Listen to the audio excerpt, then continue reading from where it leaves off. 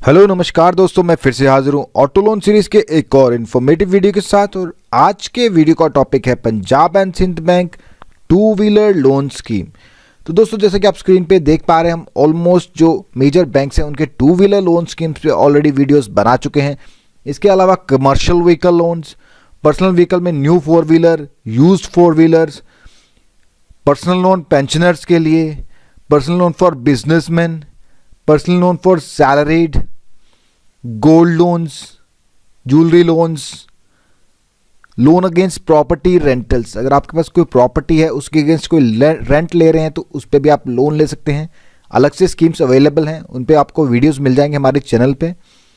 Loan against property, mortgage, education loans, home loans, business loans, subsidy loans, almost हर तरह के loan scheme पे आपको हमारे चैनल पे अलग से प्लेलिस्ट मिल जाएगी, जो कि हम रेगुलरली अपडेट करते रहते हैं। और ऑलमोस्ट हर दिन हमारा नया वीडियो आता है या ऑल्टरनेट डे पे एक हमारा नया वीडियो आता है। तो अगर आप हमारे चैनल पे नए हैं तो हमारे चैनल को सब्सक्राइब ज़रूर कर दें, ताकि आपको भी ये अपडेट्स मिलते रहें। और आज की वीडियो में हम बात करेंगे Punjab and Sind Bank two wheeler loan scheme के बारे में। तो किस तरह से आप पंजाब एंड सिंध बैंक से two wheeler loan scheme avail कर सकते हैं, क्या क्या डॉक्यूमेंटेशन रहेगा, इंटरेस्ट रेट क्या रहेगा, एलिजिबिलिटी क्राइटेरिया क्या है, मैक्सिमम लोन अमाउंट क्या है, इंटरेस्ट रेट क्या है, सिक्योरिटी क्या है, मार्जिन क्या है, और आपसे क्या क्या चार्जेस लिए जाएंगे।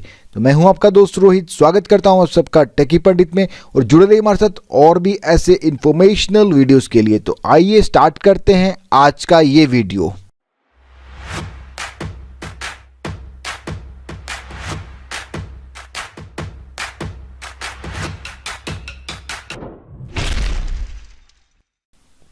Punjab and Sind Bank loan scheme का पर्पस क्या है? पंजाब एंड सिंध बैंक से अगर आप टू व्हीलर लोन लेना चाहते हैं तो आप किसी भी टू व्हीलर के लिए, चाहे वो स्कूटर हो, स्कूटी हो, बाइक हो, मोपेड हो, तो किसी भी तरह का टू व्हीलर जो कि आपकी स्टेट या गवर्नमेंट अथॉरिटीज़ के द्वारा अप्रूव्ड हो, वो आप टू व्हीलर ले सकते हैं Punjab and Sind Bank two wheeler loan scheme के अंडर। तो एलिजिबिलिटी क्राइटेरिया क्या रखा गया? तो कोई भी सैलरीड एम्प्लॉय हो चाहे नॉन सैलरीड हो, तो किसी भी तरह का इंडिविजुअल जिसका रेगुलर सोर्स ऑफ इनकम है विद वैलिड इनकम प्रूफ, तो वो लोग इस लोन स्कीम का लाभ उठा सकते हैं। तो एज क्राइटेरिया जो रखा गया है, मिनिमम 18 ईयर्स है, तो कम से कम आपकी एज 18 ईयर्स होनी चाहिए अगर आप इस लोन स्कीम का लाभ उठाना चाहते हैं। तो वैसे भी इंडिया में अगर आप कोई भी लोन लेना चाहते हैं तो आपकी एज कम से कम 18 साल होनी चाहिए, तो तभी आप कॉन्ट्रैक्ट करने के लायक होते हैं और बैंक आपके साथ कॉन्ट्रैक्ट करता है और आपको लोन दे सकता है। और सर्विस क्लास के लिए जो मैक्सिमम एज रखी गई है for non pensionable service jobs 60 years, और जिनकी पेंशनेबल जॉब है उनके लिए 70 ईयर्स, और बाकी जो अदर देन सैलरीड हैं उनके लिए भी जो लोन क्लोजर की या लोन मैच्योरिटी की डेट रखी गई है वो 70 ईयर्स रखी गई है। तो क्वांटम ऑफ लोन कितना रहेगा मैक्सिमम? तो नीड बेस्ड रहता है। सबसे पहले तो ये जो लोन होता है वो नीड बेस्ड रहता है। चाहे आप बाइक के लिए लोन लें, कार के लिए लोन लें, तो लोन मोस्टली जो होते हैं वो नीड बेस्ड होते हैं कि आपको कितनी रिक्वायरमेंट है, उसके हिसाब से फिर आपकी एलिजिबिलिटी चेक की जाती है।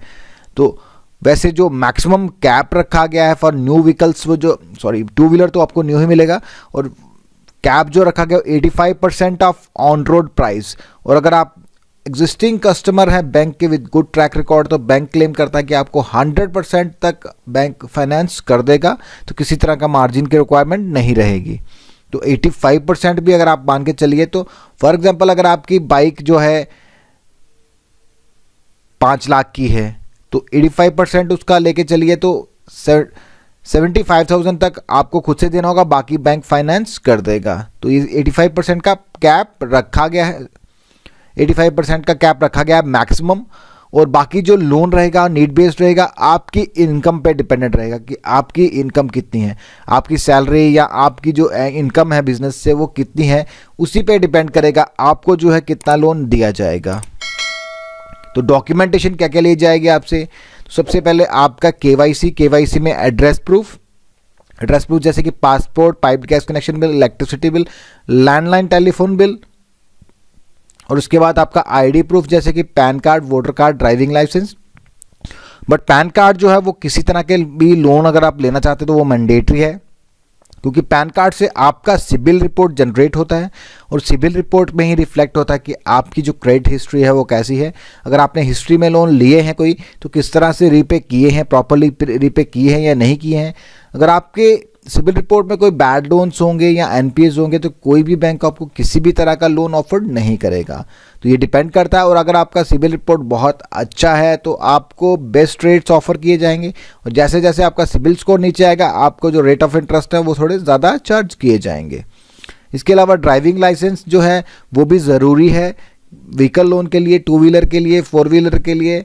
बट ये अगर आपके पास अपना लाइसेंस नहीं है, आप किसी और के लिए गाड़ी खरीद रहे हैं तो आप एक अंडरटेकिंग भी दे सकते हैं, साथ में उनका लाइसेंस अटैच कर सकते हैं।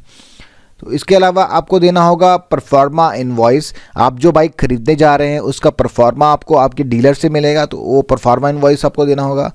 उसके अलावा आपको देनी होगी इनकम प्रूफ। तो इनकम प्रूफ जो है वो डिपेंड करेगा आपके प्रोफेशन पे।